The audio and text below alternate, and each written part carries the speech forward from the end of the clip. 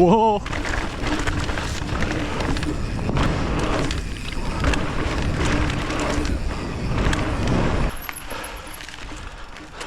It's always interesting coming into this for the first time in a while.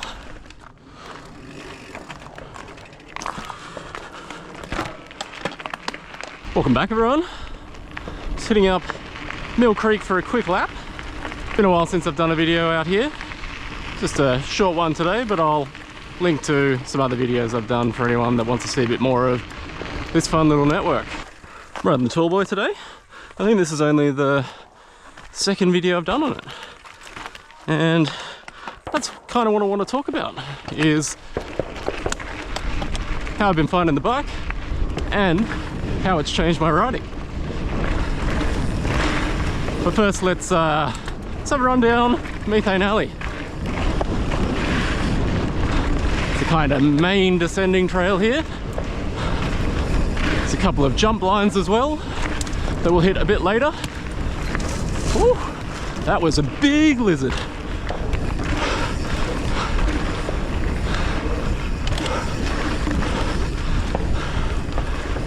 Bit of rain yesterday, so it should be hero dirt out here today.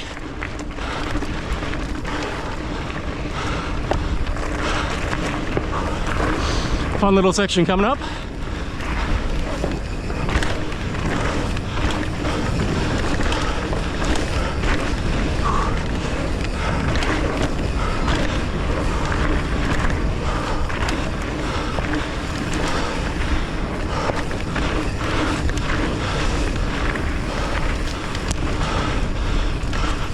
Ooh, couple puddles, nothing to be worried about. This place deals with the rain better than anywhere I know.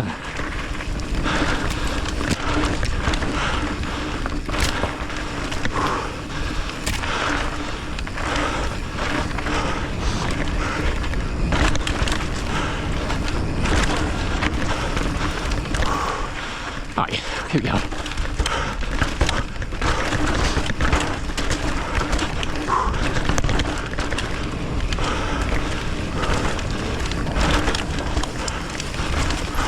Wow.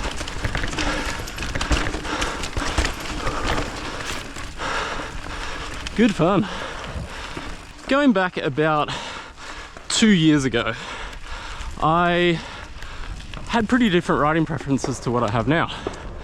I was riding on horse link bikes, Norcos mostly, and had been doing so for a while. And I was pretty raced out. I had done a season of Superflow every round and wanted to do a bit more kind of gravity riding and stuff like that. And so I bought an e-bike. That was just as Sydney was coming into 3 months of non-stop rain, which really meant I didn't ride my e-bike very much. Kind of what happened from then on was the racing bug sort of started to come back. I started having a bit more fun at events like Green Valley's Cartel, Downhill States, that kind of thing. And it got me pretty excited. And I started thinking about getting a shorter travel bike. I also thought the upside of doing that would be increased fitness for racing. Techie little climb. Might talk at the top of this one. It's pretty good for this stuff, I've got to admit. Pedals really well, maintains good traction. Steep angles. Steep angle? Seat angle's steep enough. You can just power up. I gotta say, the trails are in pretty fine condition. Take the rock roll.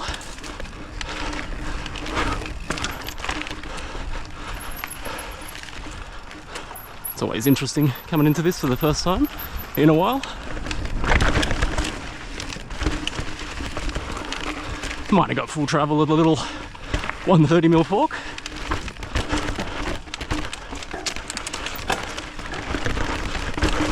Bit of a pull for this one.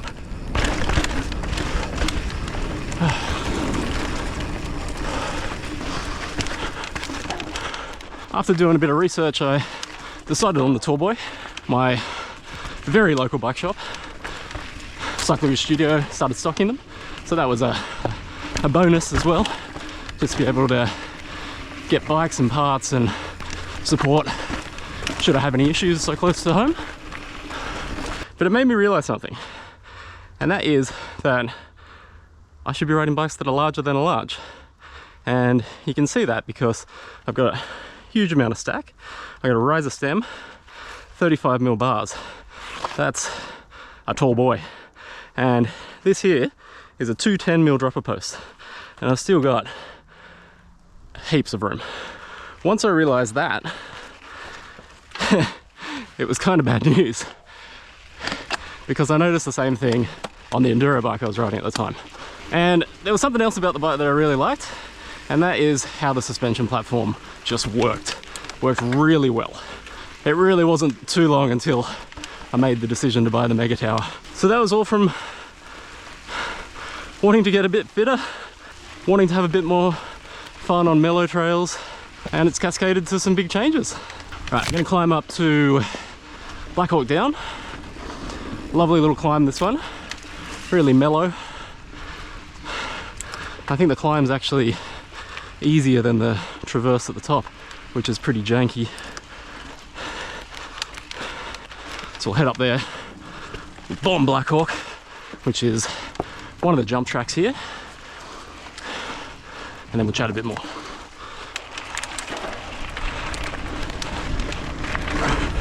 Right, here we go. Haven't ridden Black Hawk in a little while. I've done a lot of laps on it though. Whoa!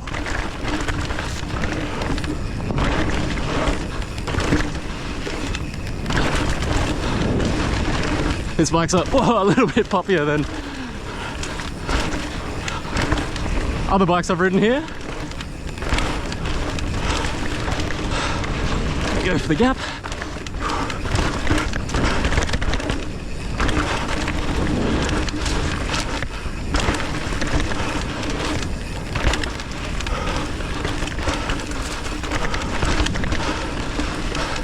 You.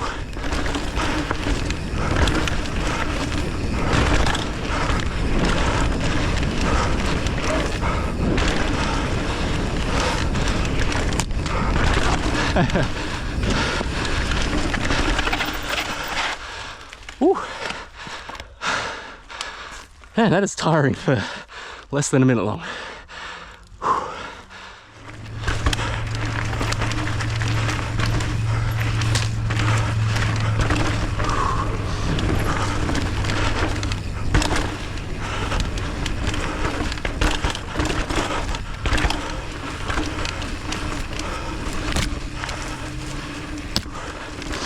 Traversing over to Pump Action now, which is the main descent on the west side of the network. I haven't owned too many bikes like the Tallboy before. The closest was definitely the Norco Optic, which is one of my favorite all-time bikes. But even though they're similar on paper, geo and travel, I think the Optic rides a bit more like a short travel enduro bike. And that wasn't what I was after this time around. I haven't looked at full-blown cross-country bikes. However, I'm glad I did not get one of those, because just, yeah, the fit and the ride feel of this is kind of similar to an enduro bike, especially with that tall front end that I've got on it. But it still pedals well enough that I can go out for big XC rides with XC riders and, you know, still do it passably, or as passable as you can for a 40-year-old enduro dad. And what makes short travel bikes so fun, at least in my mind, is exactly what I'm doing now. You know, this network is a lot of fun on a bike like this, but it's not that much fun on something that's a lot bigger. So they make the tamer trails more fun. You can have fun and scary moments without risking as much as when you're on the big rigs. And it's a lot easier to just slip out on a bike like this. It's lighter, It's quicker to get around, so you can cover more distance in a short amount of time.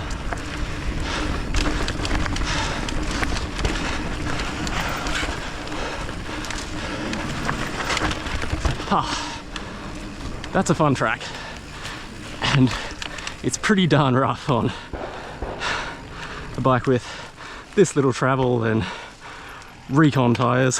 So the Tallboy was responsible for me sizing up and selling one enduro bike and getting another. It was a pretty expensive purchase if you think about it that way.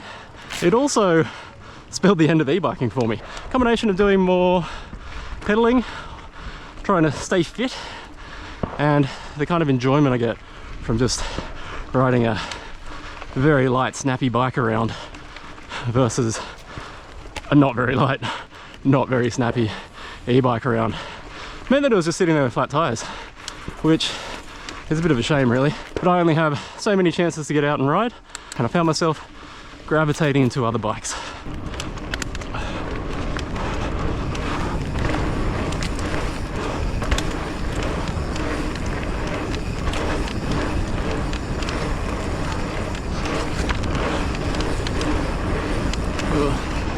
This probably is too wet.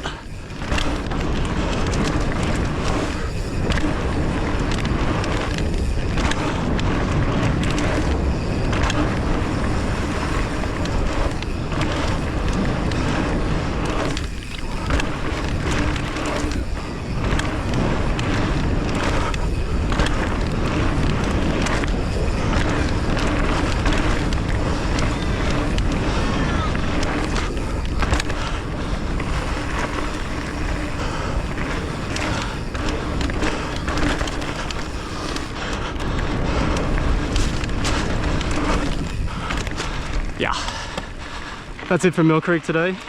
Thanks for riding with me. Hope you enjoyed being on a different bike and riding a different network than the stuff we normally do. And if not, we'll be back to that other stuff soon enough. Thanks for watching. I'll see you next time.